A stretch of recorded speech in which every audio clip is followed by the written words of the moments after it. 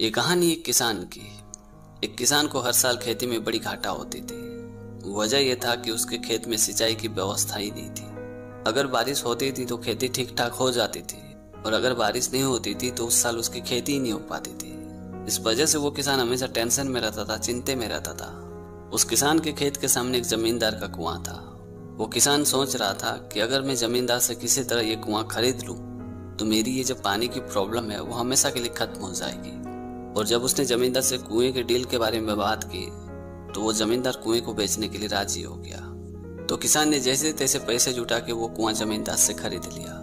कुआं खरीदने के बाद वो किसान बहुत ही खुश था, ये सोच के कि चलो आज के बाद जो पानी की प्रॉब्लम है वो हमेशा के लिए खत्म हो गई।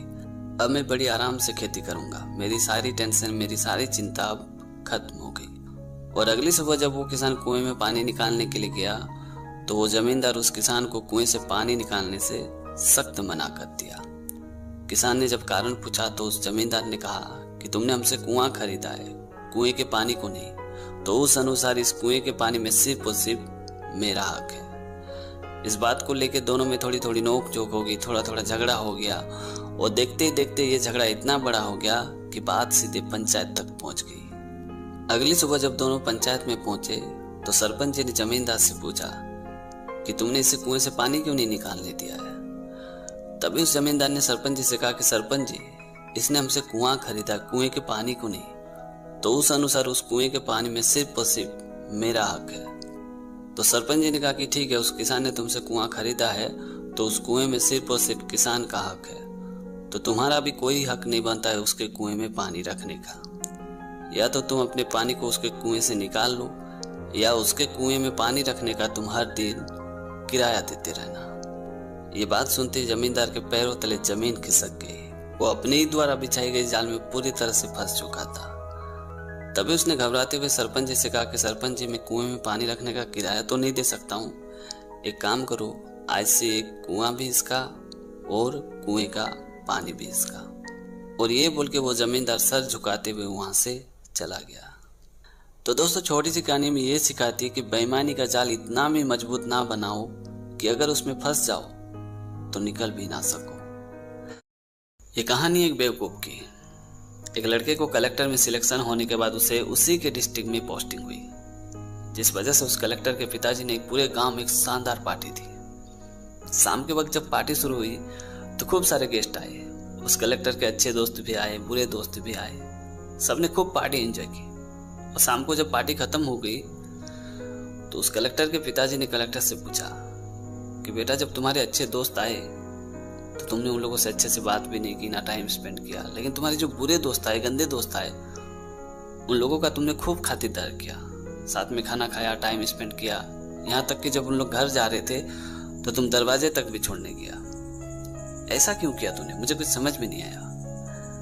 तब उस कलेक्टर ने अपने पापा से कहा कि पापा, अच्छे दोस्त मुझे अच्छी बातें, प्यार की बातें बोलते थे।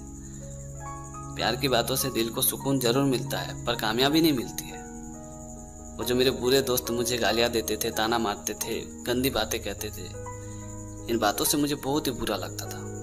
और उस वक्त मैंने डिसाइड किया था कि मैं एक दिन इन लोगों को कामयाब बन के दिखाऊंगा, ताकि इन लोगों को पता चले कि वाकई में मैं बेवकूफ नहीं हूँ। अगर मेरी लाइफ में ये बुरे दोस्त नहीं होते ना, तो ना तो इन लोग आज मुझे ताना मारते, ना ही मुझे बुरा लगता, और ना ही मैं आज कलेक्टर बन पाता। ये बात सुनते उस कलेक्टर के पिताजी ने कलेक्टर को अपने गले से लगा लिया।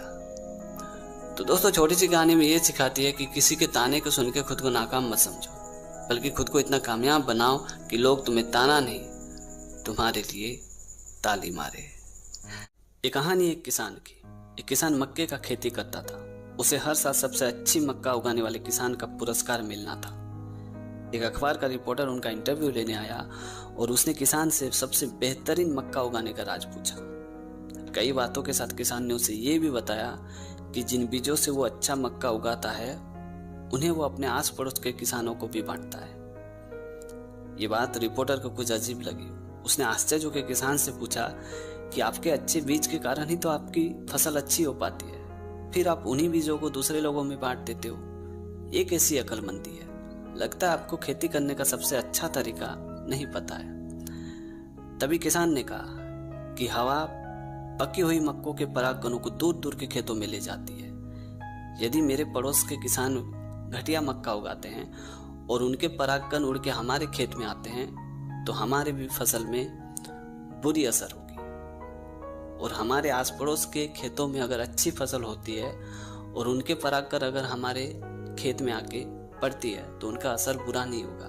ध्यान दे, अगर आपको अच्छी फसल उगानी हो तो आपके आस पड़ोस में भी अच्छी फसल होनी चाहिए। और इन्हीं वजह से मैं अपने बीजों को दूसरे किसानों में बांटता हूँ। ऐसा ही कुछ जिंदगी के साथ भी है। सदैव सुख और शांति से रहने की कामना करने वाले व्यक्तियों को अपने पड़ोसियों की सुख और शांति की भी परवाह करनी चाहिए। किसी जीवन की कीमत इस बात से आंकी जाती है कि वह जीवन कितने लोगों के जीवन को छूता है।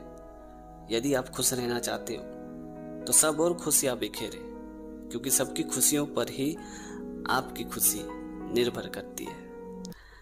तो दोस्तों, आज की कहानी आपको कैसी लगी कमेंट करके जरूर बताना। और अगर आपने हमारे चैनल को अभी तक सब्सक्राइब नहीं किया तो प्लीज यार चैनल को सब्सक्राइब कर देना, क्योंकि इस तरह का कंटेंट मैं हमेशा अपने चैनल पे लाते रहता हूँ। तो आज के लिए इतना ही। मिलते अगली वीडियो में एक नई टॉपिक के साथ, एक नई कहानी के साथ। तब तक के लिए जय हिंद, वंदे मातरम।